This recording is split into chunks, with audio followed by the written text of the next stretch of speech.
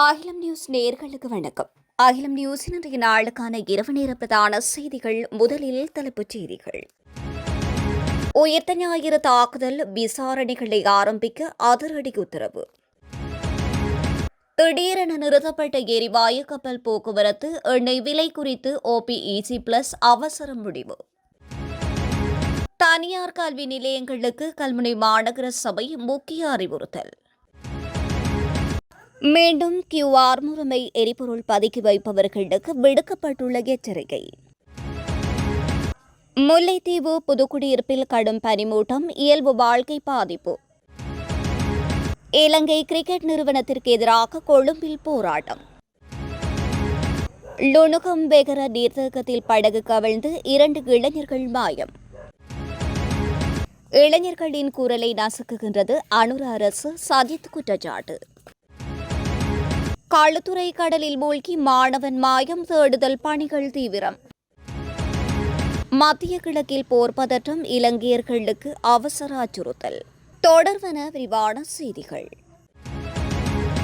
உயிர்த்த ஞாயிறு தாக்குதல் தொடர்பில் விசாரணைகளை மேற்கொண்ட ஜனாதிபதி ஆணைக்குழுவின் அறிக்கைக்கு அமைய பொறுப்பு வாய்ந்தவர்களுக்கு எதிராக விசாரணைகள் ஆரம்பிக்குமாறு சட்டம் அதிபர் திணைக்களம் உத்தரவிட்டுள்ளது. குற்றப்புலனாய்வு திணைக்களத்திற்கு கடிதம் ஒன்றினூடாக இதற்கான பணிப்புரை விடுக்கப்பட்டுள்ளதாக சட்டம் அதிபர் திணைக்களத்தின் உயர் அதிகாரி ஒருவர் தெரிவித்திருந்தார். அதற்கமைய ஜனாதிபதி ஆணைக்குழுவின் பரிந்துரைகளை ஆய்வு செய்து தேவையான நடவடிக்கைகளை எடுக்குமாறும் குற்றப்புலனாய்வு திணைக்களத்திற்கு அறிவுறுத்தப்பட்டுள்ளது. ஜனாதிபதி ஆணைக்குழுவால் பெயரிடப்பட்டவர்களின் முன்னாள் ஜனாதிபதி மைத்திரிபால சிறிசேன சம்பவம் இடம்பெற்ற காலப்பகுதியில் பிரதமராக செயற்பட்ட ரணில் விக்ரமசிங்க, முன்னாள் பாதுகாப்பு செயலாளர் கேமசிறி பெர்னாண்டோ, முன்னாள் காவல்துறை மாதிபர் பூஜித் ஜயசுந்தர, முன்னாள் காவல்துறை சிரேஷ்ட அதிகாரிகளான சிசிர மெண்டிஸ், நிலந்த ஜயவர்தன, நந்தன முனசிங்க, லலித் பத்திநாயக, தேசபந்து தென்னகோன், வசந்த் சமரசிங்க, PL பெரேரா மற்றும் AS லத்தீப் ஆகியோர் அடங்குவர். இந்நிலையில் குற்றப்புலனாய்வு திணைக்களத்தின் பணிப்பாளர் ஷானி அபேசகரவிற்கு அனுப்பி வைக்கப்பட்டுள்ள கடிதத்தில் மேலதிக மன்றாடியார் நாயகம் திலீப பீரிஸ் மற்றும் பிரதி மன்றாடியார் நாயகம் மாதவ தென்னகோன் ஆகியோர் கையெழுத்திட்டுள்ளனர். தமது பரிந்துரைகளுக்கு அமைய விசாரணைகள் மேற்கொண்டு அறிக்கை சமர்ப்பிக்குமாறு குற்றப்புலனாய்வு திணைக்களத்திற்கு குறித்த கடிதத்தினூடாக அறிவுறுத்தப்பட்டுள்ளது. அமெரிக்கா மற்றும் ஆஸ்திரேலிய படைகளின் ஈரான் மீதான தாக்குதல்கள் மற்றும் ஈரானின் பழிவாங்கல் ஆகியவை மத்திய கிழக்கில் எண்ணெய் போக்குவரத்தை சீர்குலைத்துள்ளதாக தெரிவிக்கப்படுகிறது. இன்று நடைபெறுகின்ற கூட்டத்தில் சவுதி அரேபியா, ரஷ்யா, ஐக்கிய அரபு Emirates, Kazakhstan, Kuwait, Iraq, Algeria மற்றும் ஓமன் ஆகிய 8 நாடுகள் கலந்து கொண்டும் என்று அறிவிக்கப்பட்டிருந்தது.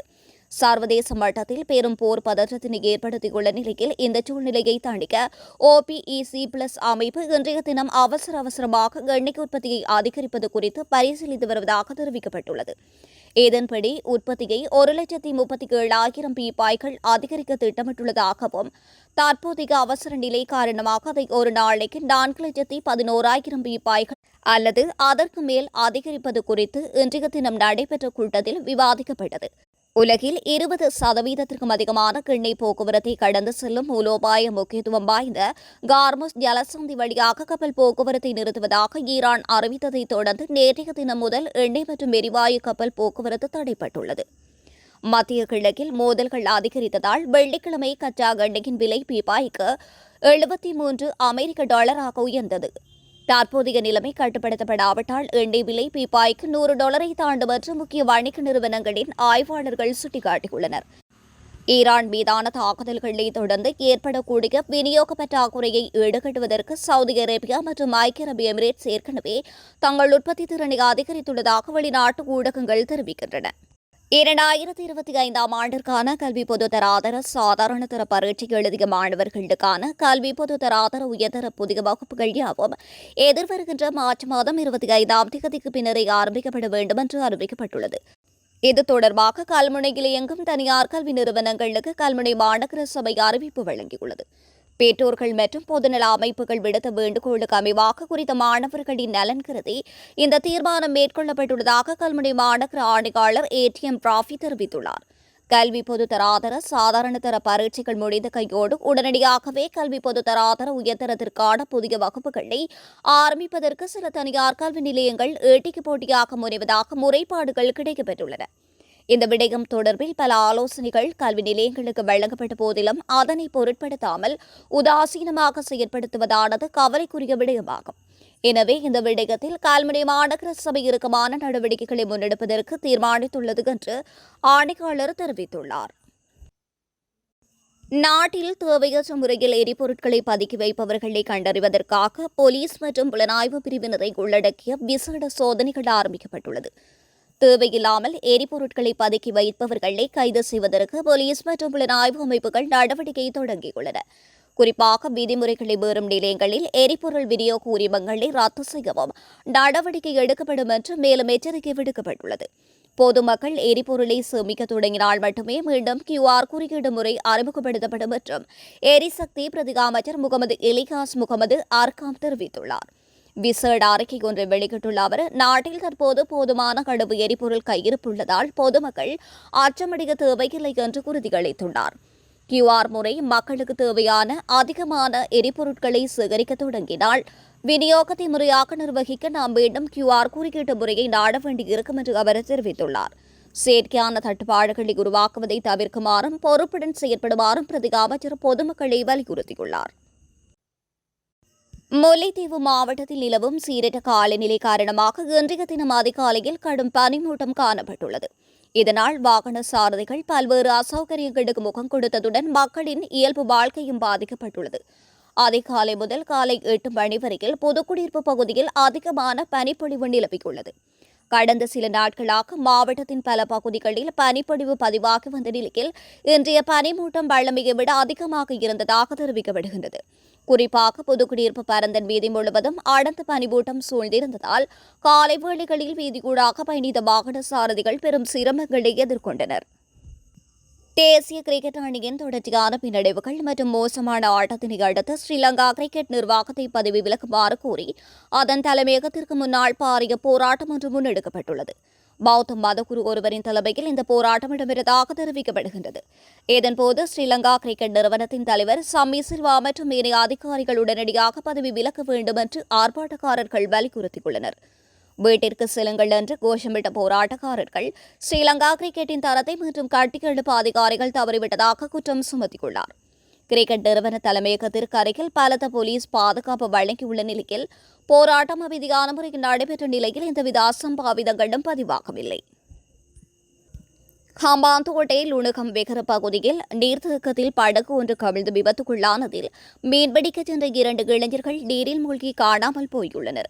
நேற்று மாலை லுணுகம் வெகர நீர்த்தேக்கத்தில் மீன்பிடிக்க சென்றபோதே எதிர்பாராத விதமாக இந்த படகு கவிழ்ந்துள்ளது. இதில் பயணித்த 18 வயதுடைய 2 இளைஞர்களே நீரில் மூழ்கி காணாமல் போயுள்ளதாக போலீசார் தெரிவித்துள்ளனர். காணாமல் போன இளைஞர்களை கண்டறியும் பணிகளுக்காக தேச மகாராம கடற்படை பிரிவு மற்றும் விசேட சுழியோடிகள் பிரிவு என்பன இணைந்து பாரிய தேடுதல் நடவடிக்கைகளை ஆரம்பித்துள்ளன. குறித்த பகுதியின் மக்கள் மற்றும் போலீசாரின் உதவியுடன் தேடுதல் பணிகள் தீவிரப்படுத்தப்பட்டுள்ள நிலையில் இதுவரையில் இளைஞர்கள் குறித்த எவ்வித தகவல்களும் கிடைக்கவில்லை என்று போலீசார் மேலும் தெரிவித்துள்ளனர். நாடாளுமன்ற குழுக்களில் இளைஞர்களுக்கு வழங்கப்பட்டிருந்த பிரதிநிதித்துவத்தை தற்போதைய அரசு நீக்கியுள்ளதாக எதிர்க்கட்சித் தலைவர் சஜித் பிரேமதாச குற்றம் சுமத்தியுள்ளார். நாடாளுமன்ற துறைசார் மேற்பார்வை குழுக்களின் அங்கத்துவத்தை இழந்த இளைஞர்களை கொழும்பில் உள்ள எதிர்க்கட்சித் தலைவர் அலுவலகத்தில் நேற்று சந்தித்தபோது அவர் இவ்வாறு குறிப்பிட்டுள்ளார். அறக்கலிய மக்கள் போராட்டத்தின் முக்கிய பெறுபேறாகவே நாட்டின் கொள்கை வகுக்கும் பணிகளில் இளைஞர்களின் பங்களிப்பை உறுதிப்படுத்த நாடாளுமன்ற துறைசார் மேற்பார்வை குழுக்களில் அவர்களுக்கு வாய்ப்பு வழங்கப்பட்டது. இதன் மூலம் சுமார் 400 இளைஞர்கள் நாடாளுமன்ற குழுக்களில் உள்வாங்கப்பட்டு தமது கருத்துக்களை முன்வைக்க வழிவகை செய்யப்பட்டது. இருப்பினும் தற்போதைய அரசு ஆட்சிக்கு வந்த பின்னர் இந்த துறைசார் மேற்பார்வை குழுக்களின் எண்ணிக்கையை குறைத்ததுடன் இளைஞர்களின் பங்களிப்பையும் முற்றாக நீக்கப்பட்டது.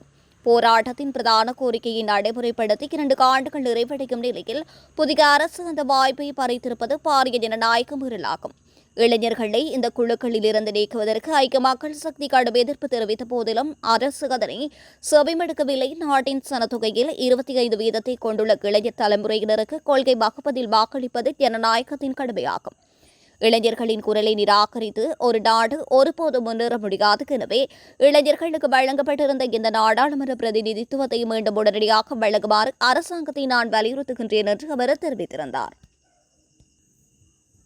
களுத்துறை கட்டுக்குருந்த கடற்பரப்பில் நீராடச் சென்ற பாடசாலை மாணவர் ஒருவர் ராட்சத அலையில் சிக்கி இழுத்துச் செல்லப்பட்டு மாயமாகியுள்ளார் என்று களுத்துறை தெற்கு தலைமையக போலீசார் தெரிவித்துள்ளனர். மொரட்டுவை புனித செபஸ்தியான் கல்லூரியின் உயர்தரத்தில் கணித பிரிவில் பயின்று வருகின்ற களுத்துறை நாகுடை பகுதியைச் சேர்ந்த லினாஸ் தேவமிக்க என்ற மாணவரை இவ்வாறு மாயமாகியுள்ளார். மேற்படி மாணவன் நேற்றைய தினம் மாலை தனது நண்பர்கள் மூவருடன் இணைந்து பொழுதுபோக்கிற்காக கட்டுக்குருந்த கடற்கரையில் நீராடிக் கொண்டிருந்த போதே இந்த விபரீதம் நிகழ்ந்துள்ளது. நண்பர்களுடன் நீராடிக் கொண்டிருந்த போது திடீரென உருவான பலத்த ராட்சத அலையில் சிக்கிய மாணவன் நண்பர்கள் பார்த்துக் கொண்டிருக்கும் போதே கடலுக்குள் இழுத்துச் செல்லப்பட்டுள்ளார். இதன்போது நண்பர்கள் கூச்சலிட்டதை அடுத்து அங்கிருந்தவர்கள் உதவ முற்பட்டும் மாணவன் கடலில் அடித்துச் செல்லப்பட்டுள்ளார். மாணவன் மாயமானதை அடுத்து பிரதேச மக்களும் மீனவர்களும் இணைந்து கடலில் தீவிர தேடுதல் நடவடிக்கைகளை முன்னெடுத்து வருகின்ற நிலையில் இது தொடர்பில் களுத்துறை போலீசார் மேலதிக விசாரணைகளை மேற்கொண்டு வருகின்றமை குறிப்பிடத்தக்கது. மத்திய கிழக்கு பிராந்தியத்தில் தீவிரமடைந்து வருகின்ற மோதல்களுக்கு மத்தியில் வெளிவிவகார அமைச்சு இலங்கையர்களுக்கான அவசர தொலைபேசி இலக்கங்களை வெளியிட்டுள்ளது. இத்துடன் அகிலம் நியூஸின் இன்றைய நாளுக்கான இரவு நேர பிரதான செய்திகள் நிறைவடைகின்றன. தொடர்ந்து உடனுக்குடன் செய்திகளை பெற்றுக்கொள்ள அகிலம் நியூஸுடன் இணைந்திருங்கள். நன்றி, வணக்கம். அகிலம், மாற்றத்திற்கான மக்கள் குரல். இந்த வீடியோ பிடிச்சிருந்தா லைக் பண்ணுங்க, கமெண்ட் பண்ணுங்க, ஷேர் பண்ணுங்க. மறக்காம கீழே இருக்க பெல் ஐகானை கிளிக் பண்ணுங்க.